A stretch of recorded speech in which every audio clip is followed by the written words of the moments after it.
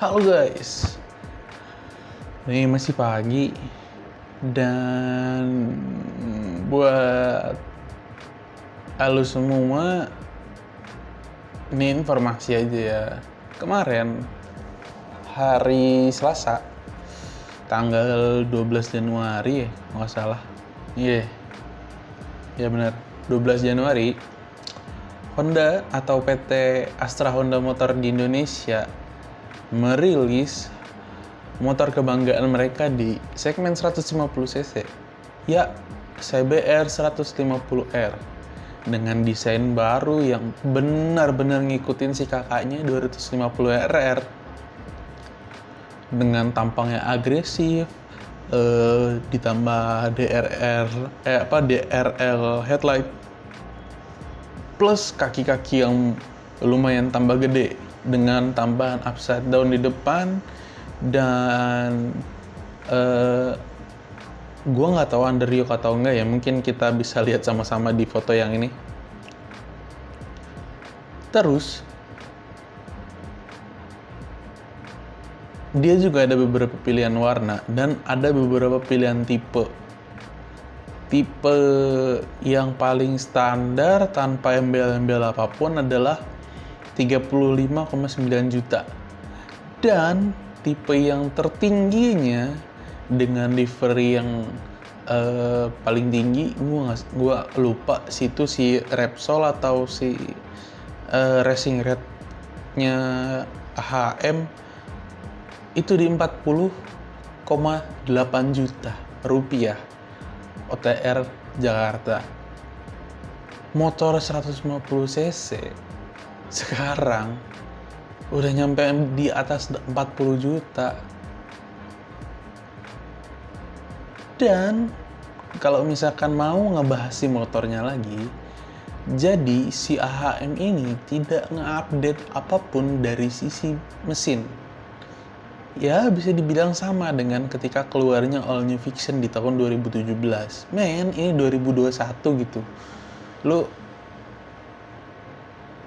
ya mungkin nggak serevolusioner itu juga sih si CBR, jadi gue nggak sekecewa itu gitu. Cuman apa nggak sayang lo ngerubah desain yang sebegitu bagusnya gitu dengan tidak menambah performa di sisi power atau torsi?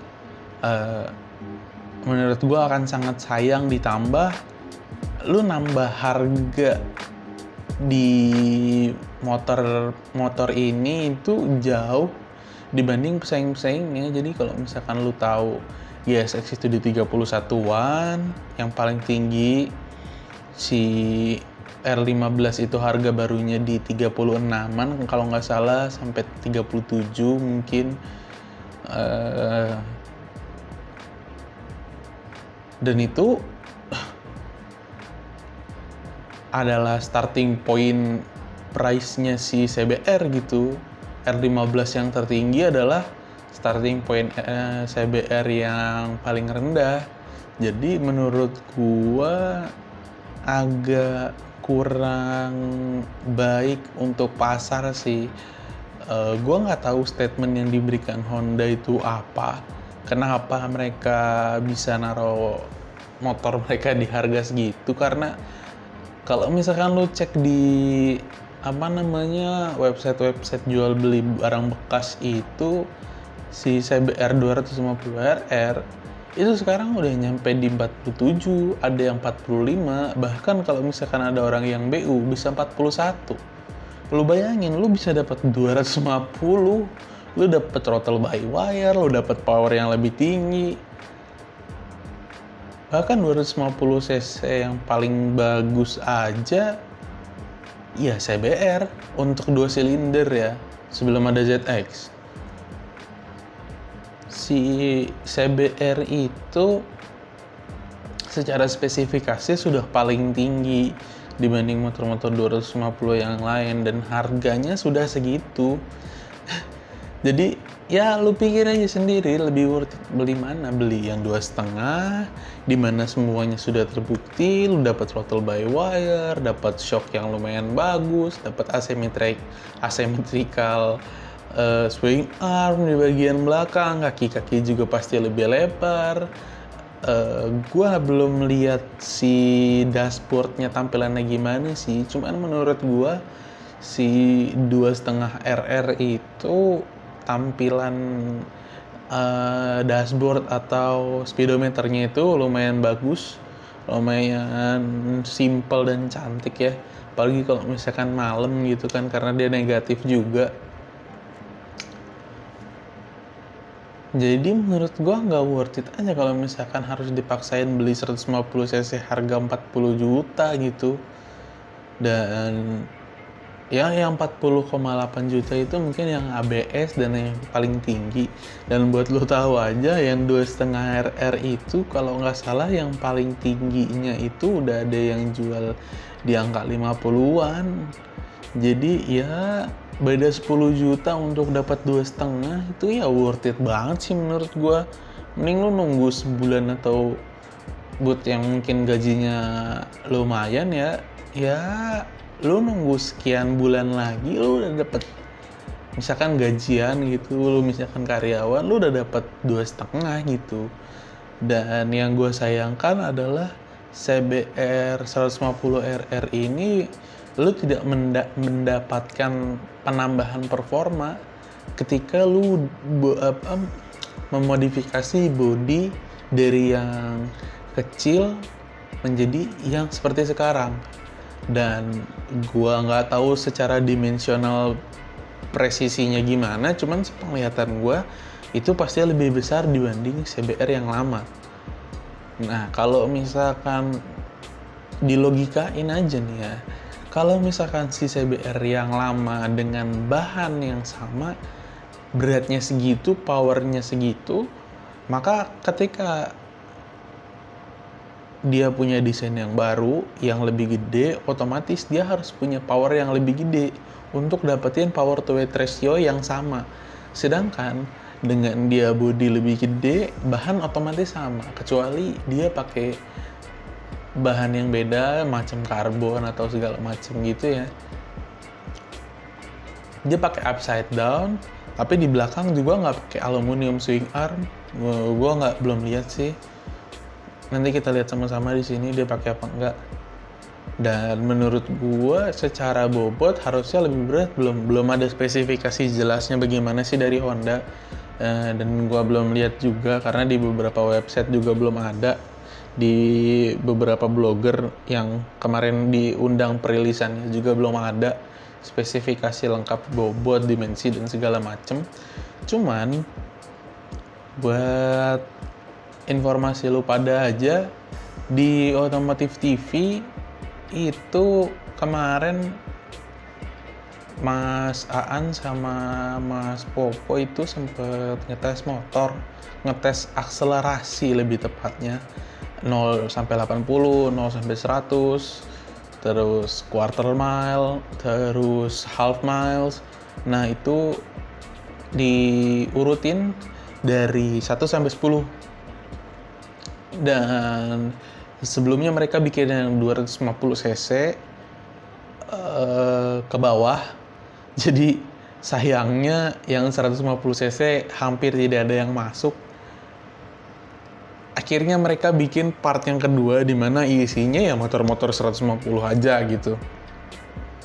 150 ke bawah sih sebenarnya.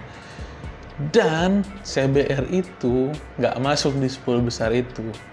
CBR yang lama, yang generasi tepat sebelum ini itu nggak masuk di 10 besar itu. Kalah sama, lu tahu peringkat 10-nya siapa? All New Vision. Ya, bukan Vision R, bukan. Vision biasa. Yang bahkan punya power di bawahnya CBR, walaupun nggak jauh. Nah, ya gue juga bukan fanboy Yamaha juga sih. Ya, gue bisa bilang sebenarnya si GSX itu emang secara power to weight ratio lebih bagus dibanding R15 versi 3. Karena secara power mereka nggak beda jauh, cuman secara bobot GSX diuntungkan dengan bobot yang lumayan ringan.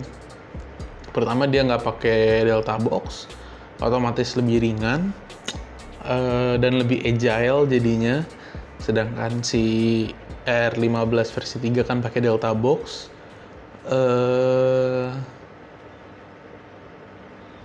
Dan dia masih pakai teleskopik biasa sehingga lebih ringan. Sedangkan R15 versi 3 udah pakai upside down sehingga lebih berat. Jadi kalau misalkan dihitung-hitung ya secara power to weight ratio emang GSX lebih menguntungkan gitu kalau dari sisi performa. Cuman si GSX ini kan mesinnya overbore ya, jadi ya powernya ada di atas. Jadi kalau misalkan untuk stop and go sih agak-agak capek juga sih, karena agak-agak ngoyo. Walaupun nggak ngoyo-ngoyo amat ya, 1 silinder 150 ngoyo apa sih. Nah, menurut gua dari sisi performa, mungkin performa itu menurut gue yang terpenting ya power to weight ratio.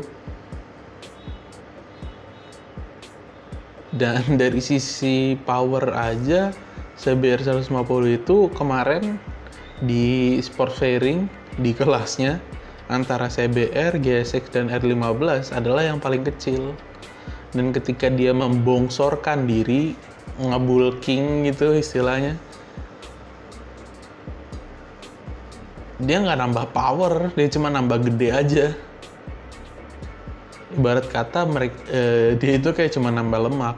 Cuman nih kita nggak tahu juga ya, kayak misalkan lo tahu kan sekarang CBR 250RR yang baru nih, yang SP, itu dia udah pakai quick shifter, dia udah pakai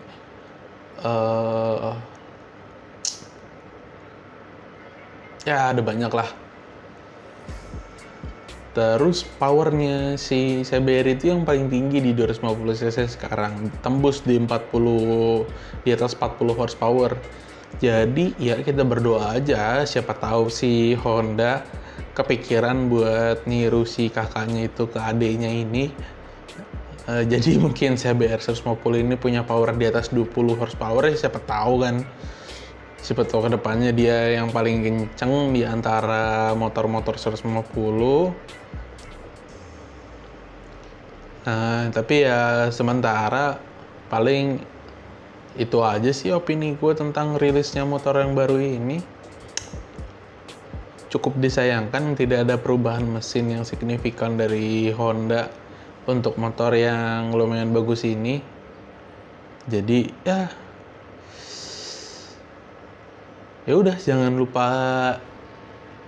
komen kalau misalkan ada saran-saran tema yang mau gue bahas, dan jangan lupa like videonya, share ke teman-teman lo supaya lebih banyak yang nonton.